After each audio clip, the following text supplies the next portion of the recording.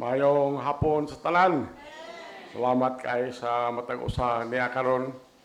Salamat na sa ilang lakaw gahapon, ilang Russell, sa ilang soul winning, silang Yanyan o si Doydoy, Apil, silang Rachel, silang Aisel o si Dakila, Apil daw Dakila gahapon. Sa ilang lakaw nilang Russell. So, doon na sila tulong na save gahapon. Salamat kayo. Salamat punta sa mong lakaw gahapon. Dito Miss Boulevard.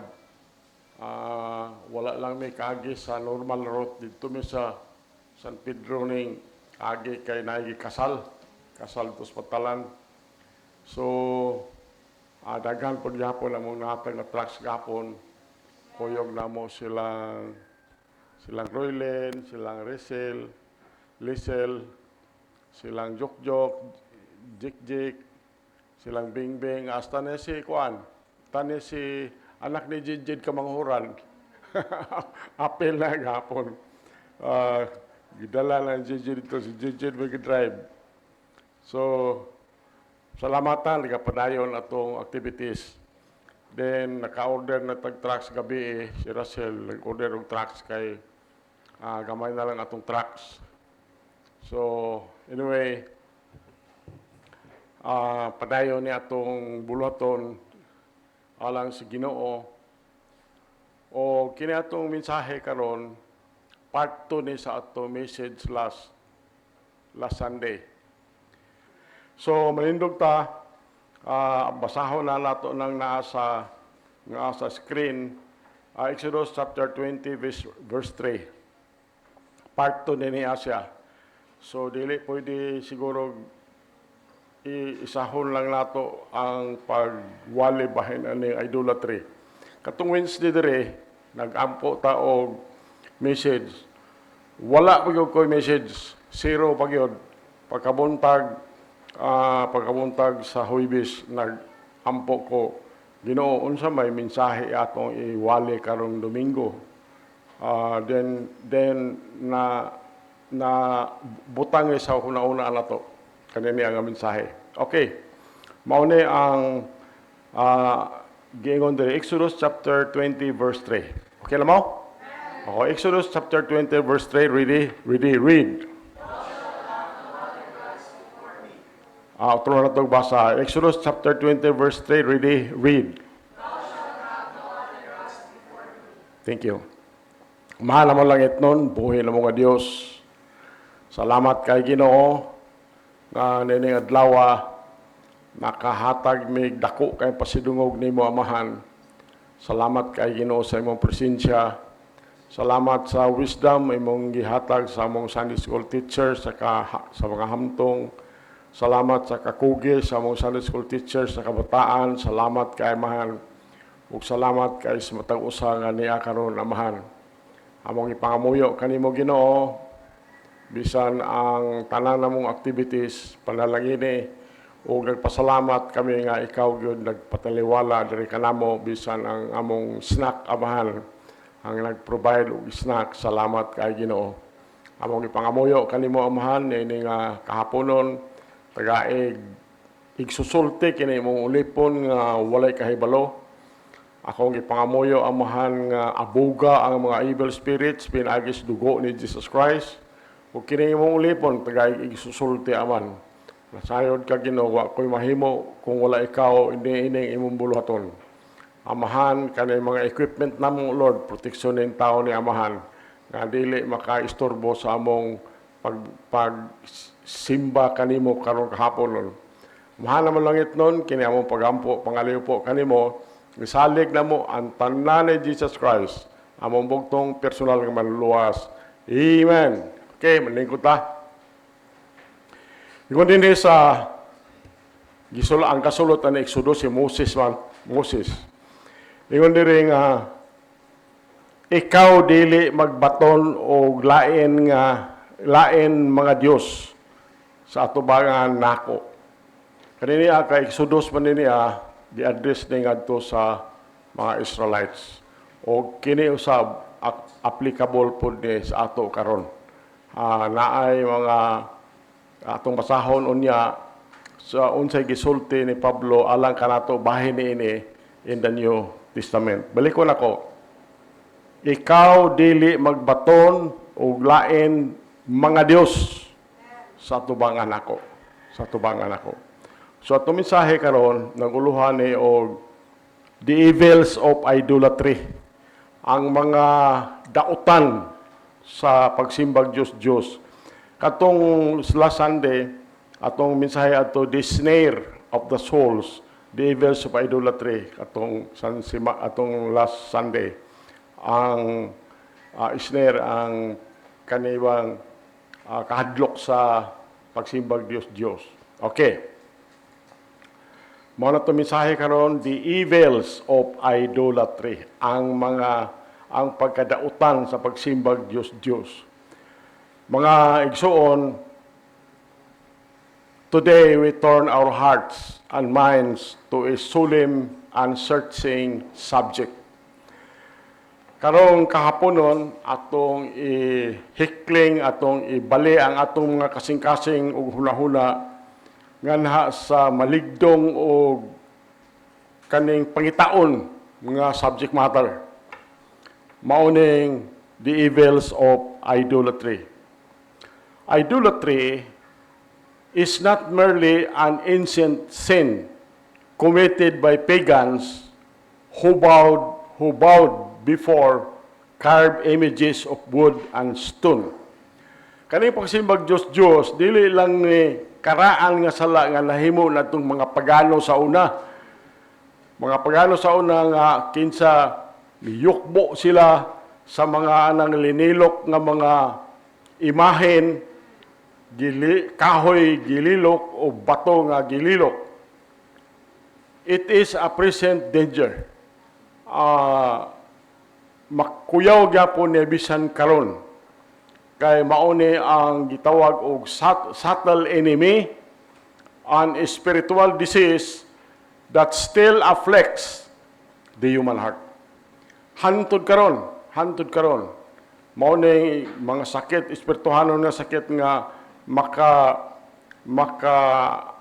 makatakod sa mga makahatag og sakit sa mga kasing-kasing sa tao.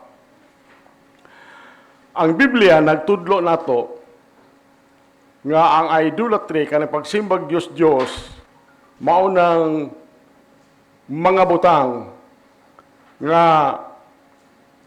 that takes place of God in our lives. Anything we love more, anything we trust more, anything we fear more or obey more than the Lord Himself. Muna niya siya. Muna niya, balikon ako. The Bible teaches us that idolatry is anything that takes the place of God in our lives. Anything we love more, anything we trust more, anything we fear more, or obey more than the Lord Himself. So God's command is clear. Ang mando sa Ginoo klaro kayo, direct kayo og dili ni gyud mautro. Ingon siya, thou shalt have no other gods before me. Muna giingon sa Dios. So kamo na lay imagine anang magdala og Dios kanang isayaw-sayaw, wala pared na siya. Kamo na lay imagine na siya. Kita ala magtanaw na murag mandimbawt di atong balibo. Kidaghan ko kana mga tao, asa man napaingon ilang kalag. Mao na siya ba? So nini kahapon ato ni i-consider kani. We will consider this. The definition of idolatry, the forms of idolatry, the evils and consequences of idolatry, God's judgment against idolatry. Then number 5, the call to repentance and true worship.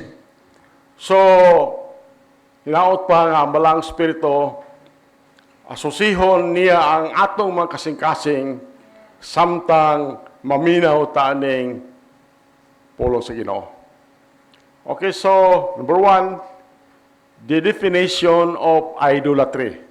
Kung saan na ito pag-abot sa idolatry? Idolatry is the act of giving to anyone or anything the honor, the devotion, the trust, or worship that belongs to God alone. Balik ko na ko. Idolatry, mauna ang buhat nga gihatag sa ni bisan kinsa o bisan unsang butanga, tagaan atong pasidungog, tagaan atong debosyon, tagaan atong pagsalig, atong simbahon nga unta kana alang lang yun na sa Ginoo. God alone. Mao na yung gideclare sa mga Psalmist, Psalm 115:4-5, kamoy basa na, Psalm 115:4, ready read. Verse 5, go. Tanawa na ko na, naingon yung salmista nga, ang ilang bulawan, ang buhat sa mga kamot sa mga tao. Verse 5, sila adunay mga baba, apan sila dili makasulti. Sila adunay mga mata, apan sila dili makakita. Tingala, magyug kang ngano, magyug ng ilam, magyug ng sibahon. Sayon na kayo nasabton. So, nasabtan na to nga, kaning Diyos, wa ni gahom. It's powerless. Kaning Diyos, way kinabuhi. Kaning Diyos, hawang ni, way sulod sa ilalom ni. Yet, ang kasing-kasing sa tao, mukiling hinoon, muhalog pag mga idols. Muna ang sakit paminahon. Si Apostle Paul, gi-explain ni Apostle Paul ang root of idolatry. Gi-explain niya. Romans 1:21. Kamoy basa ng Romans 1:21. Ready, read. Because that when they knew God, they glorified Him not as God, neither were thankful, but became vain in their imaginations, and their foolish hearts was darkened. Muna na siya, ingon diri, tungod kay sa diha nga sila nakaila sa Dios, sila wala naghimaya kaniya. Ingon nga Dios, ni mapasalamaton, apan nahimo nga kawang diha sa ilang mga panghunahuna ug ang ilang buangon nga kasing-kasing nangitngitan. Ug nahibalo kag kinsay nagitngitan na mao na ang atong kaaway. So idolatry begins when God is no longer glorified as God in the heart. Balik ko na ko, idolatry, nagsugod na siya sa panahon nga ang Dios dili na mao gihimaya diha sa atong kasing-kasing. Mao na ang definition of idolatry. Number 2, the forms of idolatry. Ang mga forma sa idolatry. The forms of idolatry. Number 1, physical and visible idolatry. Physical, kita kayo ni. Physical and visible idolatry. Apil na din kaning mga imahen, kaning mga images, apil na din kaning mga estatwa, kaning apil na din kanang anything, any objects made nga gisimba. God strictly forbids this. Stricto kay ang Ginoo ani. Exodus chapter 20 verse 4. Kamoy basa na. Ready, read. Thou shalt not make unto thee any graven image, or any likeness of anything that is in heaven above, or that is in the earth beneath, or that is in the water under the earth. Sayuran ka na. Mao man nay gisulti sa Ginoo. Ikaw dili mohimo nga na kanimo og bisan unsang kinulit nga imahen o bisan unsang kasama sa bisan unsang butang nga ana sa langit, sa itaas, o ana sa silong sa yuta, o ana sa tubig ilalom sa yuta. So, ang mga Israelites ani kanunay gini balik-balik gini silang kaning nahagbong aning mga salaa. Repeatedly fell into this sin. Even after witnessing God's mighty power. Habi nimo, pastila matingala gyud ka adtong mga Hudiyo. Pagawas nila nila sa Egypt, no? Gipagawas na sila sa Pero, kay natak-an na siya sa mga plagues nga gihatag sa Ginoo. Tingala ka, ang mga tao sa Egypt, gitagaan og mga sanina ang mga Hudiyo, gitagaag mga earrings, tagaan nila mga property. So, dayon, gigukod bitaw na sila sa mga sundalo, kay nakarealize ang Pero ba nga, dili na to pagawso ni mga Hudiyo. Pastilan, gigukod nila. Pagukod nila, hapit na maapsi. Tingala ka nga na'y kalayo, nagbabag nila. Dili sila kaabante, kanay kalayo.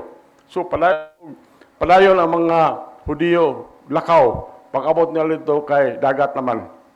Saon man nila iwas atong mga sundalo. So, pirti na nilang kuyawa. Pirti na nilang kuyawa nila.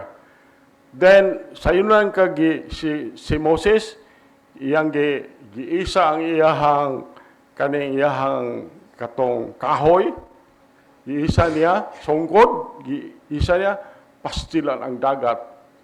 Nabahin ba ng dagat? Kuan sila, dito sila agi sa Red Sea, sa tunga-tungas dagat. So, paspas ka sila, pertindighan agad. Pagkahuman nila, gigukod po sila sa mga sundalo dito sa dagat. Pagkahuman nila, ang mga sundalo, nimbalik ang tubig, nga lumos tanan sila mga sundalo. Ang problema karon unsay pruiba? Unsay pruiba ato nga tinuod nga gigukod sila sa mga sundalos Pero. Later on, na-discover nga dunay mga scientists nga nagtan-aw dito, nag-probe, tinuod ba gyud nga ang mga Hudiyo nilatas at Ritsi, gisalom nila sa ilalom, gitugutan sila sa Jordan. Gisalom nila, tingala sila ang mga bato, lingin.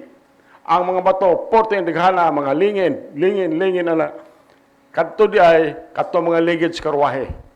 Katong kiligid sa karwahe, nasisihan, hantod na imong bato, mauto, wala na sila duda, nga tinuod yun ng mga Hudiyo, ning latas adtong Red Sea o kanang gahuma nakita na sa mga Hudiyo sila mismo. Pero matingala ka nga kani sila sigilan silang musimba mangyapon sila Diyos. Muna na siya ang physical and visible idolatry. Number 2, idolatry of the heart. Idolatry of the heart. Sa last verse of 1 John, mabasa nato ni. Modern idolatry often hides within the heart rather than on an altar. Paminaw ha? Ang modern idolatry, kasagalan na nagtago na sa itong mga kasing-kasing kaysa makita nato sa altar. Kadto mga kahoy nga linilok. Mauna nga, in the last verse of 1 John, mauna yung gingon ni John, 1 John chapter 5 verse 21. Kamoy basa na. Ready, read. Yun siya, gagmay nga mga anak, ipahilayo ang inyong kaugalingon gikan sa mga Diyos. Hinaot pa. Amen. So, mao na ang idolatry of the heart. And anything can become an idol. Money, kung naarigod atong kasing-kasing anang kwarta, ang kwarta dili na dautan. Ang dautan sa kwarta kanibang mauna gyud na siguro imong kasing-kasing ba. Money is not evil. Career, kung sa imong career dili na ka malimot na kas Ginoo kay Gitagaan kag mayong trabaho, gitagaan kag mayong pag-eskwela, may na imong trabaho karon, limot na kas Ginoo pod. Limot na kas Ginoo. Possessions. Daghan na kag property na angkon. Abi nimo pertinen mong datoa kayo, dako kag yuta, dako kag kalubinan unsa ba diha, dako kag basakan. Awa na Ginoo na. Di na ta magsimba Ginoo ani tol na may daghan mang posisyon. Relationship. Pleasure. Tuwa na ka sa casino pirmi. Tuwa na sa sugalan pirmi. Tuwa na sa bulangan pirmi. Hantod ka ng bulangero, imo na ipapatay. Adto tuwa sa daghan, taalik, daghan dito. Power. Even self. Say, kaugalingon ha, kanin mo'y kuyaw kayo. Si Ginoong Hesus mismo, ingon siya, Matthew 6:24. Kamoy basa ng Matthew 6:24. Ready, read. No man can serve the masters, for either he will hate the one and love the other, or else he will hold to the one and despise the other. He cannot serve God and mammon. Si Jesus Christ, good mismo kasulti, sa walay tao, nga makaalagad sa duha ka agalon kay basin siya modumot sa usa o mahigugma sa lain og tingali siya muunong sa usa og mutamay sa lain dili kamo makaalagad sa Dios ug sa bandi. Muna giingon Jesus Christ mismo. Number 3, idolatry of self. Idolatry of self sa atong kaugalingon. Idolatry of self. Self-worship, kana mag-worship na kasi mong kaugalingon, is one of the most dangerous form of idolatry. Sa yun lang ka, believe na yung kasiguro sa imong kaugalingon. 2 Timothy chapter 3 verse 2. Kamoy basa na, 2 Timothy chapter 3 verse 2. Read.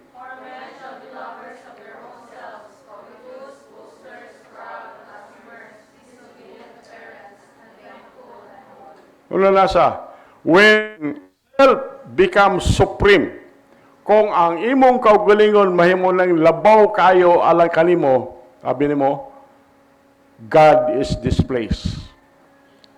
Ang Ginoo dili malipay, mawala na sa imong dalan ang Ginoo. Maunay pinakakuyaw. Self-worship is one of the most dangerous forms of idolatry. Number 3, the evils and consequences of idolatry. Ang mga dautan o ang resulta sa pagsimba o Diyos.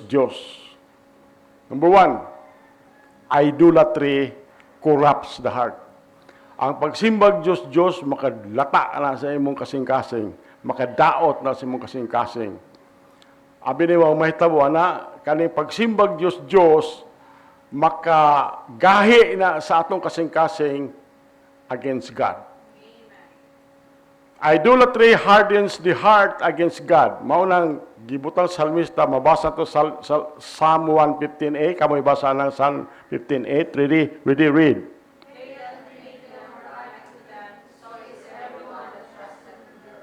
So, ingon din nga, sila nga nagbuhat kanila, sama ngadto kanila, mauman ang matag usa nga nagsalig diha kanila. So, empty, blind, and spiritually dead. Number 2, idolatry leads to moral decline. Idolatry leads to moral decline. Because idolatry always opens the door to sin. It will always open the door to sin. Romans 1:24. Kamoy basa na kamutanan. Romans 1:24. Read.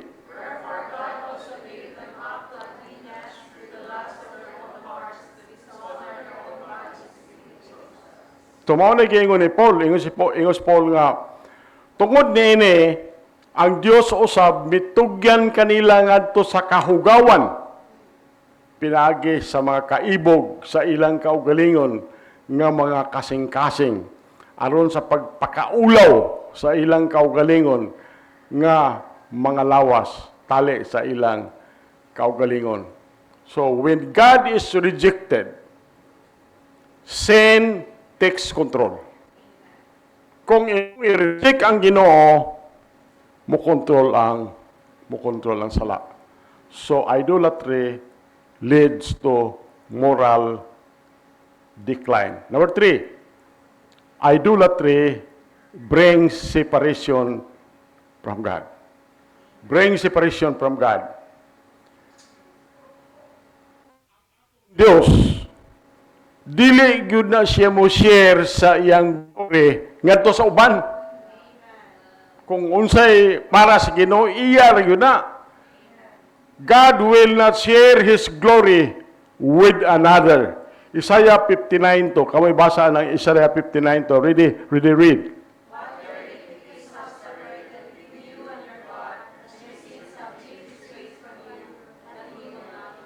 Siyunan ka na. Apan ang inyong mga kasalanan maoy nakapahamulag kaninyo ug sa inyong Dios. Ug ang inyong mga sala nakapatago sa iyang naong gikan kaninyo aron siya dili makalungog. So, idolatry breaks fellowship with the living God. So magsimba kag Diyos, mawala, dili wala kay pakigkuyog uban sa buhi nga Dios. Uban sa buhi nga Dios. Sayo lang kag ang tao wala Diyos, abot lang. Di na nato, makaingon tag, di na nato, spelling na ang taong wala Diyos. Number 4, idolatry brings judgment. Kanang pagsimbag Diyos, nagdala ng hukom.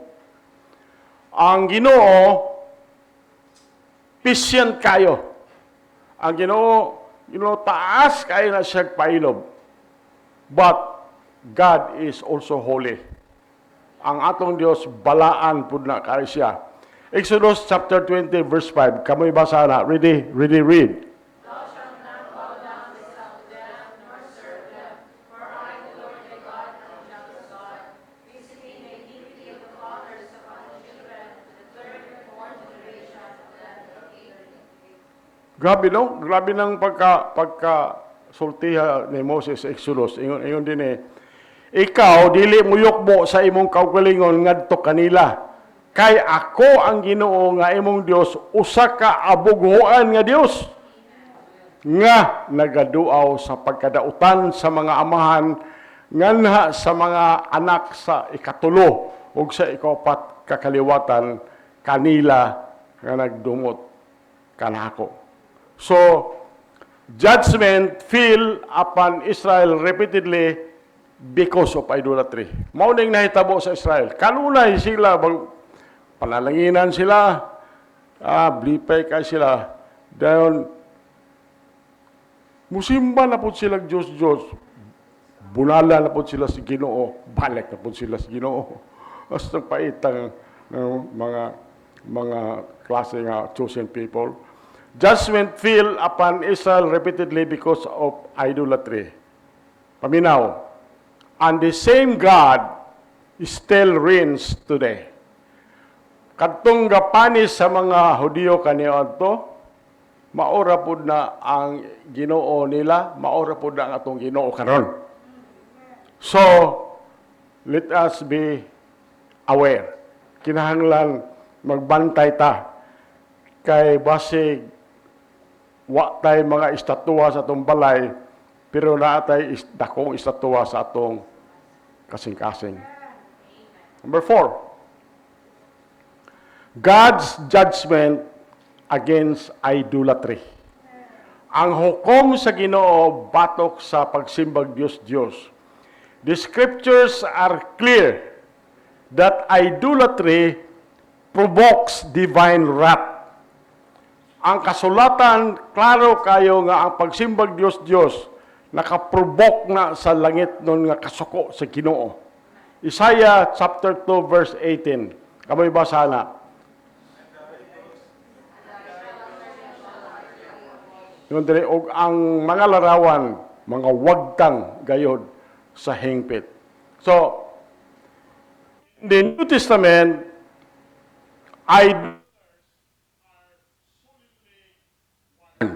bisan sa New Testament, kanang mga idolatros, giwarningan sila. Ephesians 5:5. Kamoy basa kita, kamo tanan basa na. Ready, read.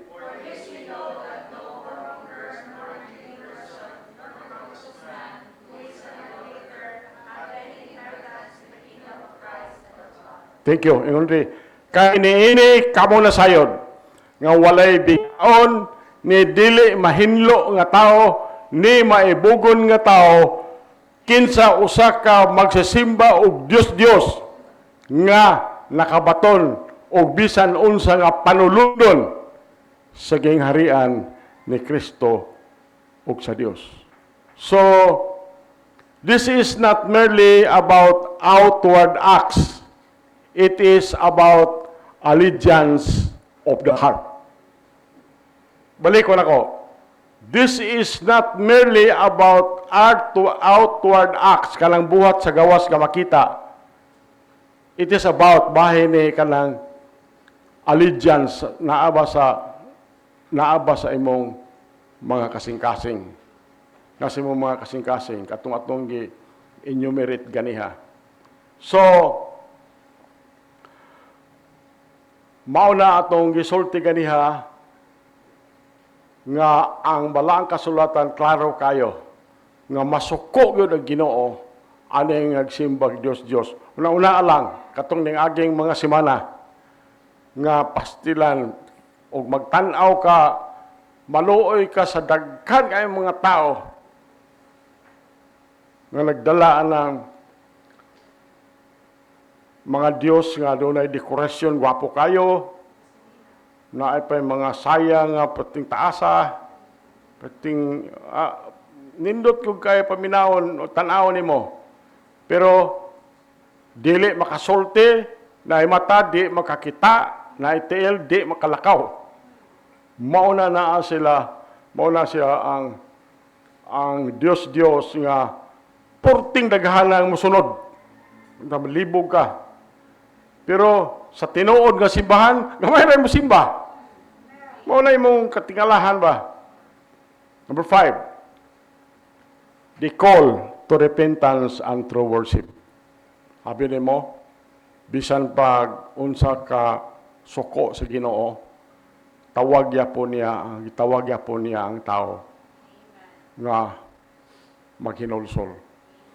God in His mercy always calls His people back to Himself. Tungod na sa kalooy, sa grasya sa Ginoo, iyag yung tawgon ang imong katawhan, balik mo diri kanako. Acts chapter 3 verse 19. Kamoy basa na Acts chapter 3 verse 19. Read.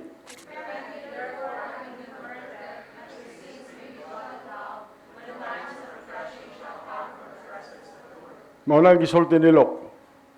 Ingon siya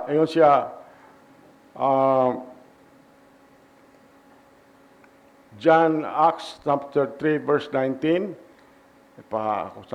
busa paghinulsol kamo. Repent, change of mind. Sa una musimba pa ka og Dios, utrohan ay una ayaw nagsimba.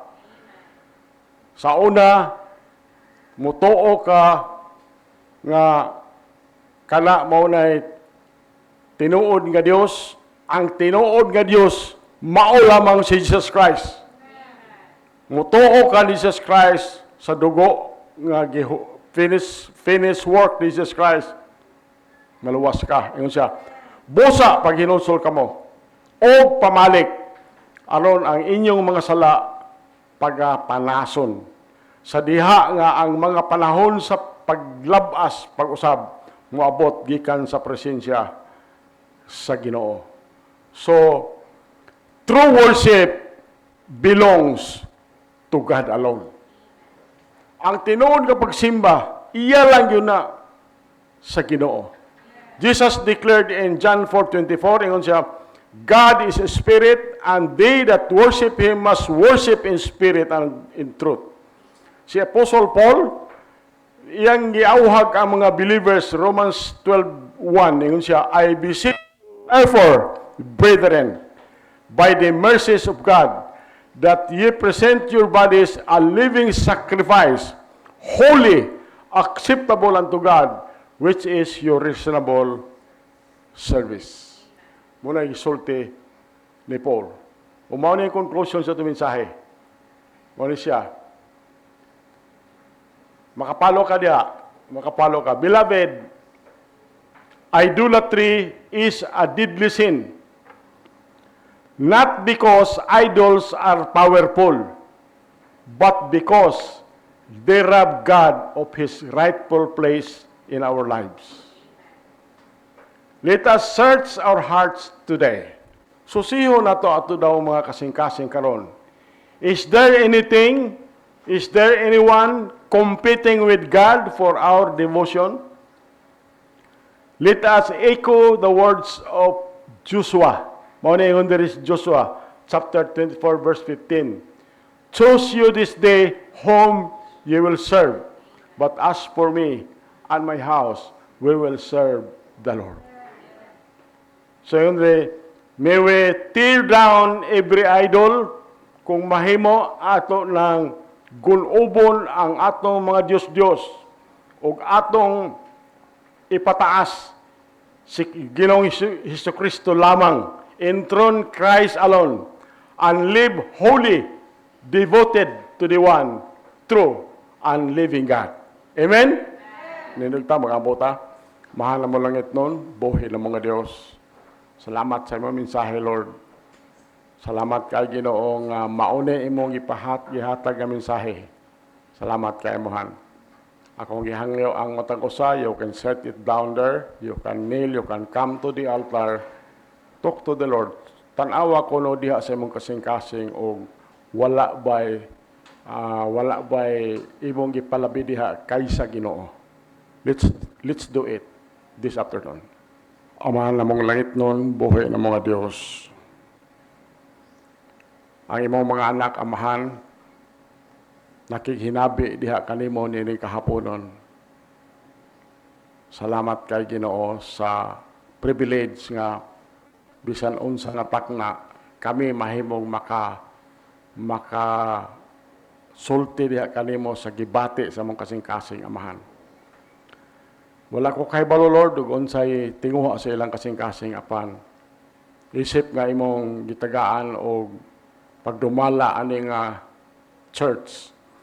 Ako nangamuyo nga ikaw ang among Ginoo magpanalangin sa matag usa ug magbantay sa matag usa. Kaduha, amahan, ikaw nga Dios nga labing gamhanan, among Dios nga labing gamhanan, maoy nagdumala sa tibok universe, maghimo sa imong naong nga magsidlak nga na sa matag usa ug magmadagyaon sa grasya nga na sa matag usa. Amahan, ako nangamuyo, ikaw nga Dios labing gamhanan, magmaya ang imong panagway nga na sa matag usa ug mohatag sa matag usa ug kalinaw. Dili katapos sa mga adlaw, amahan, lig-una among pagtuo diha kanimo. Kadtong mga dugay nang wala kasimba, Lord, tagay sila kamingaw sa ilang kasing-kasing diha sa imong pulong. Mahal mo langit noon, akong gipangamuyo kanimo, Ginoo. Panalangin ang matag usa nini kahaponon ug salamat sa financial support sa matag usa, amahan, nga naghinay-hinay mag-improve ani imong balay lampuan. Amahan, kinaamong pagampo, pangaliw po kanimo ang tanan ini, among nang gisalig sa mahal nga ngalan ni Jesus Christ, among buktong personal nga manluwas. Amen. Okay, lingkod ta. Okay, pasalamat sa pulong sa Ginoo nga nawali karong kahaponon. Amen. Alang sa pagtapos, let us have another song. Akong hangyon na matagusa, let us all rise. And we're going to sing Hide at My Soul as our last song. Amen.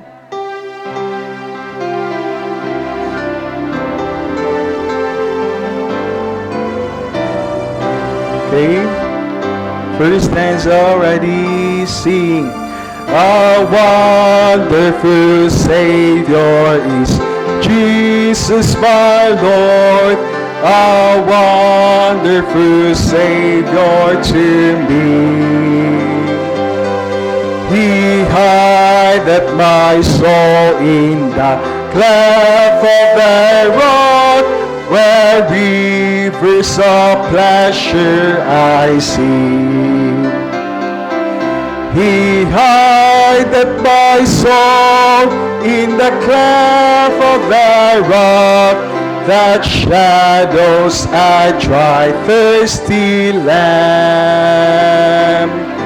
He hideth my life in the depths of His love, and covers me there with His hand. And covers me there with His hand. A wonderful Savior is Jesus my Lord. He taketh my burden away. He holdeth me up, and I shall not be moved. He giveth me strength as my day.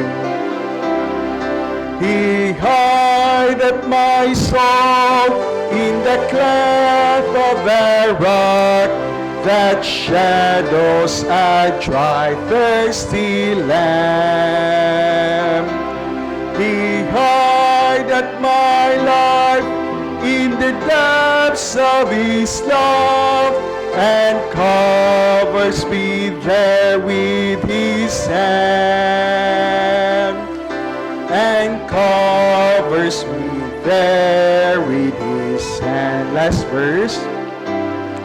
When clothed in His brightness transports, and I rise to meet Him in clouds of the sky. His perfect salvation, His wonderful love, I'll shout with the millions on high. He hideth my soul in the cleft of the rock, that shadows a dry, thirsty land. He hideth my life in the depths of His love, and covers me there with His hand. And covers me there with His hand. Okay, once again, daghang kayong salamat sa matagusay. Amen? And let's see each other, no? Next Sunday. Karon na ito ang iduko ito mga ulo, magampota. Most gracious Heavenly Father, in the mighty name for our Lord and Savior Jesus Christ, salamat Amahan sa kadaugan sa mong panimbahon karong adlaw. Salamat sa mga tao, Lord, ng imong gamit alang sa pagpakaon sa imong pulong. Salamat kay Lord for using our pastor alang sa pag-deliver sa preaching service. Salamat kay Amahan, bisan pa sa Holy Spirit nga naghatag ka na magpagsabot. Among ginapangamuyo kanimo Amahan, nga ang pagtulunan kabahin sa idolatry, Lord, amo untang mabutang sa among nahunaw kasing-kasing. Nasayod mi, Lord, nga wala ka malipay ani mga butanga. Help us, Lord, nga kami sa among kagalingon mulikay mi ani mga butanga nga wala makahatag og kahimayaan kanimo. Amo pud usab ginapangamuyo kanimo Amahan, kung naa pa mi mga members of family who are still worshiping idolatry, O God. We are praying, Heavenly Father, nga maabri untay lang hunaw-hunaw kasing-kasing nga makat-on sila, Lord, sa pagsimba sa tinud-anay nga Ginoo. Amo pud usab ginapangamuyo kanimo Amahan, kung naa kay kaligut-gut, Lord, alang sa amuang syudad nga nagselebrar siyang kapistahan. Among ginapangamuyo, Lord, nga ikaw Amahan magapawala unta sa imong kasuko. Among ginapangamuyo kanimo Amahan nga makit-an unta nimo sa among lugar nga daghan pang mga Kristohanon nga mas nahigugma kanimo. Amo ang ginapangamuyo kanimo amahan, panalangini ang matagusa, samtang kami magapamauli, bulag-bulaga kami uban sa dakong kalipay, kalinaw, panalangin Ginoo Lord alang sa matagusa. I-bless Lord, bisan pa ang practice sa choir after the service. Amo ginapangamuyo Lord nga ang matagusa nga naglihok alang sa imong buluhaton. Amo ginapangamuyo nga imong panalangin Lord, ibuhang igabubo alang kanila. Kining tananamhan amo ginasalig o ginapasalamatan sa bililhon nga ngalan ni Ginoong Sus Dios sa walay kanturan. Amen.